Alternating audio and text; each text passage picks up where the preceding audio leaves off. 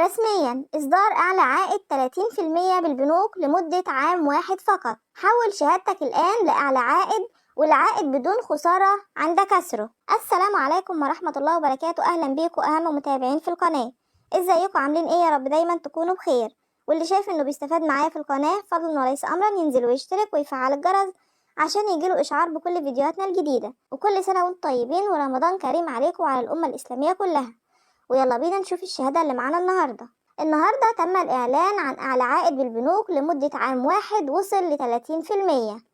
هتعرف دلوقتي كيفية ربطه وكيفية استثمار أموالنا أفضل استثمار، لأن احنا كل ما نربط شهادة في الفترة اللي فاتت يتم إصدار شهادة تانية، فعند كسرها بنضطر نخسر أكتر من 70%. ومع استمرار رفع أسعار الفايدة وتوقع رفع أسعار الفايدة مرة أخرى من كتير من البنوك العالمية، وأيضا بعد خروج تقرير تضخم في الولايات المتحدة الأمريكية أمس واللي صرح فيه عن ارتفاع التضخم، وطبعا ده هيقابله رفع في أسعار الفايدة من جديد من الفيدرالي الأمريكي، واللي بالطبع هيقابله ارتفاع أسعار الفايدة في الدول الناشئة واللي منهم مصر.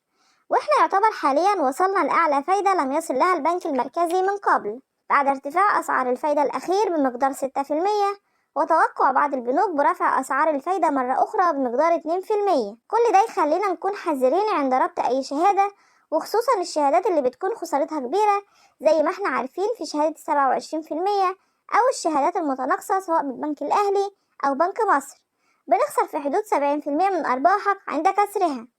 وأيضا معظم البنوك بتطبق هذا النظام، لكن النهاردة تم إصدار أعلى حساب توفير في البنك العربي الإفريقي على مستوى فروعه في الجمهورية بعائد وصل ل30%. وحساب التوفير تقدر تسحب وتودع بدون خسارة.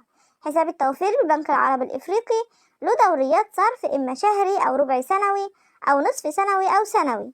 دورية الصرف السنوي العائد عليها بيكون 30%، أما النصف سنوي فالعائد عليها بيكون 25%، والربع سنوي العائد عليها بيكون 24.5%، ودورية الصرف الشهري بتكون 24%. انت اللي بتختار وبتحدد دورية الصرف المناسبة ليك وعليها هيكون العائد بتاعك، ويمكنك في أي وقت سحب أموالك وربطها على أعلى عائد يتم طرحه في السوق بدون خسارة، وليك حرية الاختيار. وتابعوا معانا، هننزل لكم شهادات تانية كتير بعوائد مختلفة، وما تنسوش اللايك للفيديو والاشتراك وتفعيل الجرس عشان يوصلك كل جديد من أخبار البنوك. انتظرونا، إلى اللقاء.